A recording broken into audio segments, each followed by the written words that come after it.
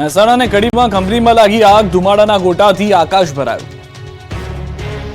મહેસાણાના કડીમાં ભીષણ આગ લાગી હતી. કડીના ઝુલાસણમાં આવેલી પેપર મિલમાં આગ લાગતા દોડધામ મચી ગઈ હતી. અફરાતફરી જેવો માહોલ સર્જાયો હતો. અગમ્ય કારણોસર પેપર મિલમાં આગ ભભૂકી ઉઠી હતી. એટન પેપર મિલમાં અચાનક આગ ભભૂકતા અફરાતફરીનો માહોલ સર્જાયો. આગ લાગતા કિલોમીટરો દૂર સુધી આગના ગોટે ગોટા જોવા મળ્યા. આગ લાગવાને કારણે પેપરો બળીને ખાખ થઈ ગયા. કંપનીમાં મોટું નુકસાન થવાની ભીતિ સેવાઈ રહી છે. આગ લાગવાની જાણ થતાં જ કંપની દ્વારા કડી, કલોલ તેમજ મહેસાણા ફાયર બ્રિગેડને જાણ કરવામાં આવી. ફાયર ફાઈટરની ટીમ ઘટના સ્થળે દોડી આવી. પાણીનો મારો ચલાવી મહામુસીબતે આગ પર કાબુ મેળવતા મોટી જાનહાની ટળી. તો ભરૂચના દહેજમાં આવેલી ઓર્ગેનિક ઇન્ડિયા લિમિટેડ કંપનીમાં ભીષણ આગ લાગી. કેમિકલ કંપનીમાં આગ લાગતા દોડધામ મચી. દૂર દૂર સુધી ધુમાડાના ગોટે ગોટા દેખાયા. ફાયર વિભાગ દ્વારા આગ બુઝાવવાની કામગીરી હાથ ધરાઈ. આગ કેવી રીતે લાગી અને આગની ઘટનામાં કોઈ જાનહાની છે કે નહીં તે અંગે હજી સુધી કોઈ જાણકારી મળી નથી. વડોદરામાં 26 ઇલેક્ટ્રિક બાઇક બળીને ખાખ થઈ ગઈ. પ્રચંડ ધડાકા થતા લોકોમાં ગભરાટ.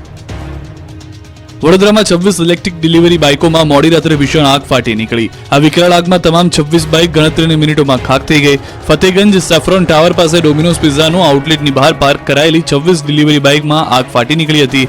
આગ લાગતાની સાથે જ ઈ બાઇકોમાં પ્રચંડ ધડાકા થયા હતા, જેના કારણે આગે વિકરાળ સ્વરૂપ ધારણ કર્યું અને ગણતરીની મિનિટોમાં આગની લપેટમાં આવી ગયેલી 26 બાઇકો બળીને ખાખ થઈ ગઈ. મોડી રાત્રે લાગેલી આગના બનાવની જાણ વડોદરા ફાયર બ્રિગેડને કરવામાં આવી.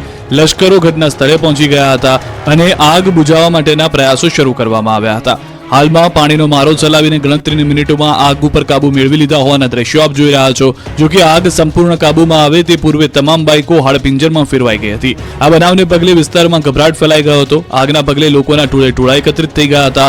ઈ બાઇકોમાં પ્રચંડ ધડાકા થતા હોવાને કારણે વિસ્તારના લોકોમાં ગભરાટ ફેલાઈ ગયો હતો. આ આગ કેવી રીતે લાગી તેનું ચોક્કસ કારણ બહાર આવ્યું નથી, પરંતુ આગના બનાવે વિસ્તારમાં ભારે ચકચાર જગાવી મૂકી. રાજકોટની વિવાદિત સૌરાષ્ટ્ર યુનિવર્સિટી પાસે નશાનો કાળો કારોબાર ઝડપાયો. શિક્ષણના ધામ કહેવાતા સૌરાષ્ટ્ર યુનિવર્સિટી કેમ્પસને યુનિવર્સિટીના સત્તાધીશોએ લજવ્યું છે. યુનિવર્સિટીના કેમ્પસની અંદર ચાલતા નશાના કાળા કારોબાર પર પોલીસે દરોડા પાડ્યા. કેમ્પસમાં આવેલી ઓરડીમાં બુટલેગરે લાંબા સમયથી દારૂની ભઠ્ઠી ચાલુ કરી દીધી હતી. પોલીસ કાપકી ત્યારે 32 લીટર દારૂ અને 240 લીટર આથો મળી આવ્યો. સૌરાષ્ટ્ર યુનિવર્સિટી કેમ્પસમાં એથ્લેટિક ગ્રાઉન્ડના વળાંક પાસે ચારબાઈ માતાજીના મંદિર પાસે આવેલી ઓરડીમાં રૈયાધારનો બુટલેગર અંકિત ઉર્ફે ભોલો અશોક સોલંકી દેશી દારૂની ભઠ્ઠી ચલાવતો. પોલીસે દરોડા પાડી ઓરડીનું બારણું ખોલ્યું તો પોલીસ પણ ચોંકી ગઈ. ઓરડીમાં ગેસના ચૂલા પર દારૂ બની રહ્યો હતો. ભઠ્ઠીમાં ટીપણા, મોટા તપેલા તેમજ ભઠ્ઠીના અન્ય સાધનો હતા. ₹6400ની કિંમતનો 32 લીટર દેશી દારૂ, ₹5000ની કિંમતનો 200 લીટર આથો, 40 લીટર બળેલો આથો અને ભઠ્ઠીના સાધનો સહિત કુલ 17050નો મુદ્દામાલ મળી આવ્યો.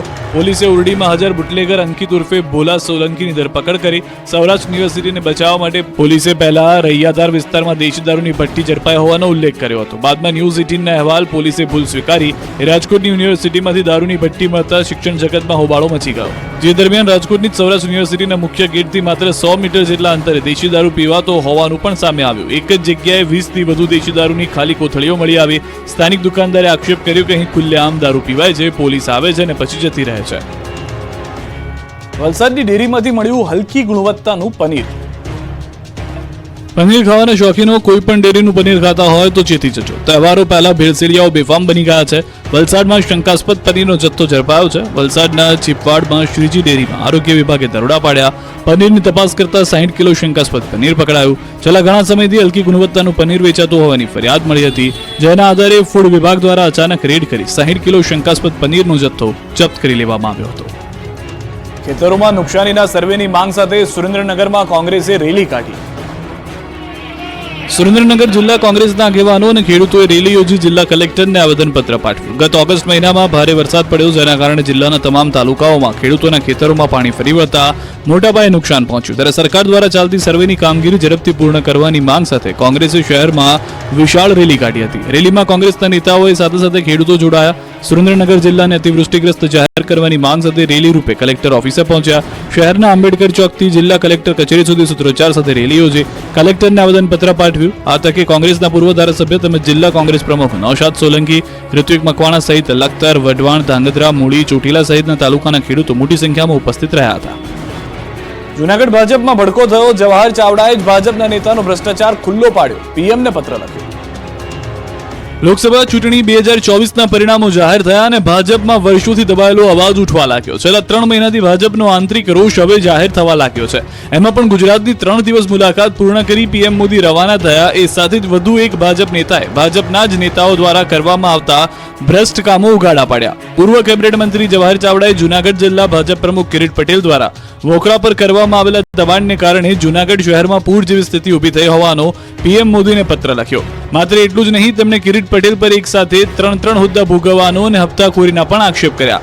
જવાહર ચાવડાએ પોતાની વ્યથા ઠાલવતા પત્રના અંતે લખ્યું છે કે અમારી સમસ્યા અને પીડા એ છે કે જો ભાજપ પ્રમુખ જ આવા કૃત્યો કરે તો પ્રજાની વચ્ચે કયા મોઢે જવું, પ્રજાનો સામનો કેમ કરવો. ચાવડાએ ત્યાં સુધી લખ્યું કે આપ સુધી આ વાત પહોંચે કારણ કે આ માણસની ગુનાહિત બેદરકારી અને ભ્રષ્ટાચારે આપણા પક્ષને પણ નીચું જોવું પડતા હોય તેવા કૃત્યો કર્યા છે.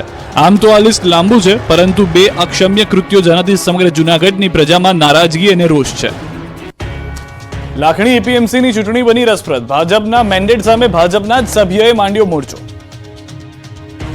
બનાસકાંઠાના લાખણી એપીએમસીની ચૂંટણી રસપ્રદ બની. 14 સભ્યોની ચૂંટણીને લઈ વિવાદ ઉભો થયો છે, કેમ કે ભાજપના મેન્ડેટ સામે જ ભાજપના સભ્યોએ મોરચો માંડતા ચકચાર મચી ગઈ. લાખણીના રાજકારણમાં ગરમાવો આવી ગયો છે. ભાજપે 10 ખેડૂત પ્રતિનિધિ અને 4 વેપારી પ્રતિનિધિને મેન્ડેટ આપ્યા. ભાજપના જ આગેવાને સામા પક્ષે ઉમેદવારોને મેદાનમાં ઉતાર્યા હોવાની ચર્ચાએ જોર પકડ્યું. આ વાત વાયુ વેગે પ્રસરતા ભાજપ વિરુદ્ધ ચૂંટણી લડનારા 8 પ્રતિનિધિ સામે પક્ષે લાલ આંખ કરી છે.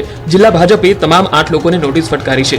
ચૂંટણી પૂર્ણ થયા બાદ 8 સભ્યોને સસ્પેન્ડ કરવામાં આવે તેવી ચર્ચાઓ ચાલી રહી છે. હાલ તો યાર્ડની ચૂંટણી જીતવી ભાજપ માટે કપરા ચઢાણ સમાન સાબિત થઈ ગઈ છે. ત્યારે જોવું રહ્યું કે દગાબાજો ફાવી જાય છે કે ભાજપ જીતશે. ભાવનગરમાં ભાજપના સદસ્યતા અભિયાન સામે સવાલો ઉઠાવતો વિડીયો જોવા મળ્યો છે. મનપાની સ્ટેન્ડિંગ કમિટીના પૂર્વ ચેરમેન યુવરાજસિંહ ગોહિલનો કથિત વિડીયો વાયરલ થયો છે. 100 સદસ્યો બનાવો અને 500 રૂપિયા લઈ જાઓ તેવો દાવો વાયરલ વિડીયોમાં કરવામાં આવ્યો છે. સોમવારનો હોવાની આ ચર્ચા છે, જે વાયરલ વિડીયો આપ જોઈ રહ્યા છો.